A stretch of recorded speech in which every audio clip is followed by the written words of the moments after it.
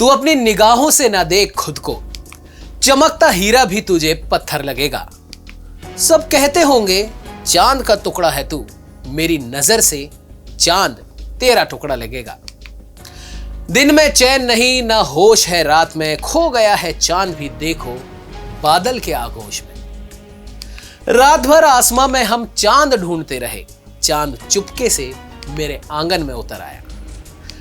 नमस्कार, मैं हूं आपके साथ उमंग माथुर और आप देख रहे हैं नवतेज टीवी। ऐसी न जाने कितनी शायरियां चांद को केंद्र में रखकर लिखी गई और आगे भी न जाने और कितनी लिखी जाएंगी।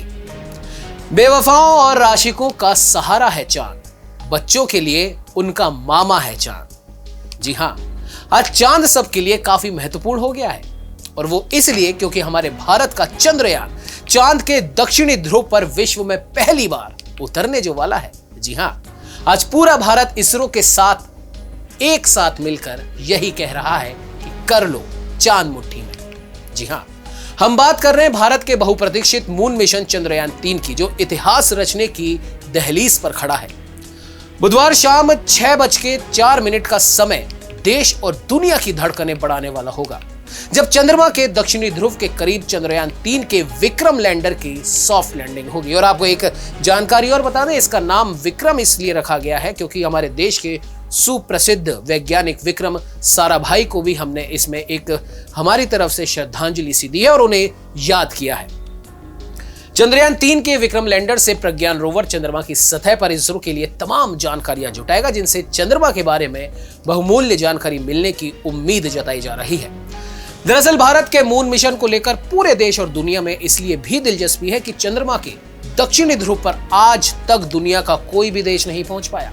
भारत के साथ ही रूस ने भी लूना 25 से चांद के दक्षिणी ध्रुव पर पहुंचने की कोशिश तो की थी, लेकिन वो बीच में ही क्रैश हो गया और उसका मिशन फेल हो गया। चंद्रयान 3 के सॉफ्ट लैंडिंग से निश्चित रूप से भारत को स्पेस में एक पावर के रूप में विकसित किया जाएगा। चंद्रयान 3 के सफलता के साथ ही भारत सोवियत संघ, अमेरिका और चीन के बाद चांद पर सॉफ्ट लैंडिंग करने वाला चौथा देश बन जाएगा।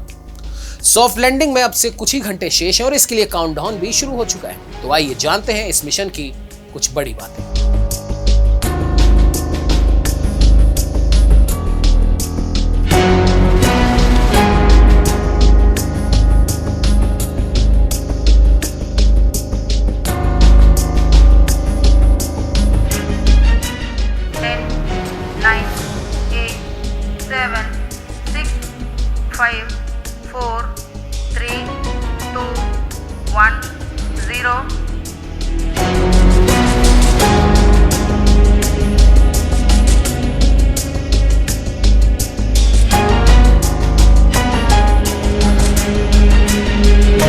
दरअसल चंद्रयान 3 के लिए 17 मिनट बेहद खास और जोखिम भरे होने वाले हैं। इसरो के अधिकारियों ने कहा कि सॉफ्ट लैंडिंग प्रक्रिया के लिए 17 मिनट बेहद अहम होते हैं, क्योंकि इस दौरान पूरी ऑटोनॉमस होगी। लैंडर को अपने इंजनों को तय समय और सही ऊंचाई पर चालू करना होगा, तय मात्रा में ईंधन का उपयोग करना होगा और सबसे आखिर में सतह को टच करने से पहले किसी भी पहाड़ी या क्रेटर की सही जानकारी के लिए चंद्रमा की सतह को स्कैन करना होगा। सभी मापदंडों की जांच करने और लैंडिंग का फैसला लेने के बाद इसरो तय समय पर लैंडिंग से कुछ घंटे पहले अपने भारतीय डीप स्पेस नेटवर्क यानी कि IDSN से सभी आवश्यक कमांड लैंडर मॉड्यूल यानी कि LM पर अपलोड करेगा। तो वही चंद्रयान 3 के सॉफ्ट लैंडिंग के बारे में इसरो के अधिकारी कहते हैं कि लैंडिंग के लिए करीब 30 किलोमीटर की ऊंचाई पर लैंडर संचालित ब्रेकिंग के चरण में प्रवेश करेगा और स्पीड को धीरे धीरे कम करेगा और चांद की सतह पर पहुंचने के लिए अपने 4 थ्रस्टर इंजनों को रेट्रो फायरिंग करके उपयोग करना शुरू करेगा। इससे तय होगा कि चंद्रयान 3 का लैंडर किसी भी हादसे का शिकार ना हो, क्योंकि चंद्रमा पर पृथ्वी का गुरुत्वाकर्षण भी काम नहीं करेगा, केवल चांद का गुरुत्वाकर्षण ही काम करेगा। दरअसल 6.8 किलोमीटर की ऊंचाई पर केवल 2 इंजनों का इस्तेमाल किया जाएगा और 2 इंजनों को इसलिए बंद किया जाएगा क्योंकि लैंडर को आगे की ओर उतरते समय उल्टा जोर देना है। फिर करीब 150 से 100 मीटर की ऊंचाई पर लैंडर अपने सेंसर और कैमरों का इस्तेमाल करके सतह को स्कैन करेगा ताकि ये पता चल सके कि कहीं कोई बाधा तो नहीं। इसके बाद ये सॉफ्ट लैंडिंग करने के लिए धीरे धीरे नीचे उतरना शुरू कर देगा। हालांकि बड़ा सवाल यह है कि लैंडर और रोवर का मिशन जीवन कितना है। सॉफ्ट लैंडिंग के बाद रोवर एक साइड पैनल का इस्तेमाल करके लैंडर से निकलकर चंद्रमा की सतह पर उतरेगा। वहां के परिवेश का अध्ययन करने के लिए लैंडर और रोवर का मिशन जीवन एक चंद्र दिवस यानी कि पृथ्वी के लगभग 14 दिन का होगा। हालांकि इसरो के अधिकारी लैंडर और रोवर के एक और चंद्र दिवस में काम करने की संभावना से इनकार तो नहीं करते हैं। लैंडर में एक निर्दिष्ट चंद्र स्थल पर सॉफ्ट लैंडिंग करने और रोवर को तैनात करने की क्षमता होगी, जो अपनी गतिशीलता के दौरान चंद्र सतह का इन सीटू यानी कि यथास्थान रासायनिक विश्लेषण करेगा। चंद्रमा की सतह पर प्रयोगों को करने के लिए लैंडर और रोवर के पास वैज्ञानिक पेलोड भी है। हालांकि आपके मन में भी जिज्ञासा जरूर होगी कि क्या एक चंद्र दिवस से ज्यादा जीवित रह सकते हैं लैंडर और रोवर। तो इसरो प्रमुख के मुताबिक जब तक सूर्य चमकता रहेगा तब तक सभी सिस्टम में अपनी शक्ति बरकरार रहेगी। सूर्य के डूबने पर सब कुछ घोर अंधकार में होगा। तापमान 0 से 180 डिग्री सेल्सियस तक नीचे चला जाएगा। इसीलिए सिस्टम का जीवित रहना संभव नहीं है।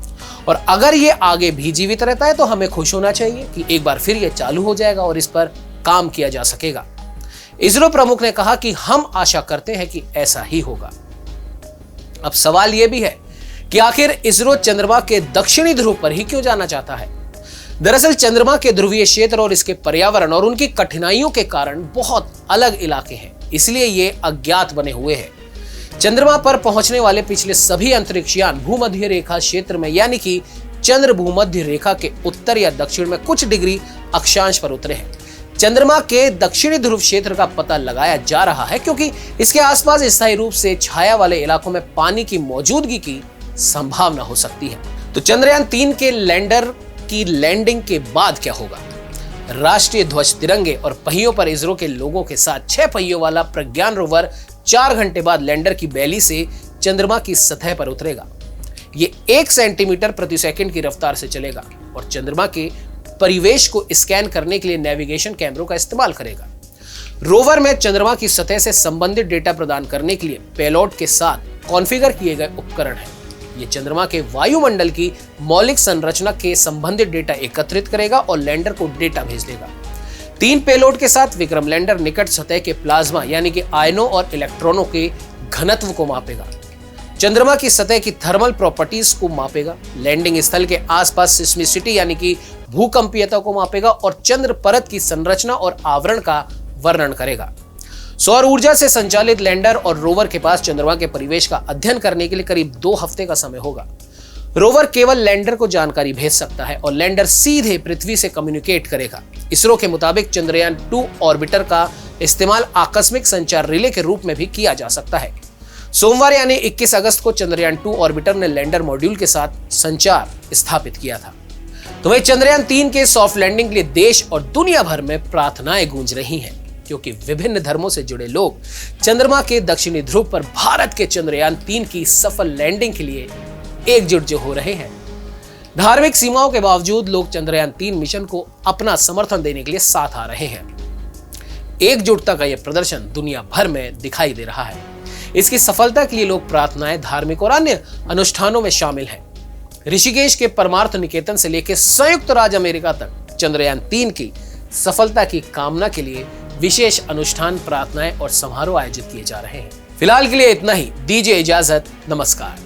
देश और दुनिया की हर बड़ी खबर के लिए सब्सक्राइब करें नवतेज टीवी और पल पल के अपडेट्स के लिए बेल आइकन को दबाना ना भूलें, क्योंकि आपकी खबरों का भरोसेमंद साथी है नवतेज टीवी।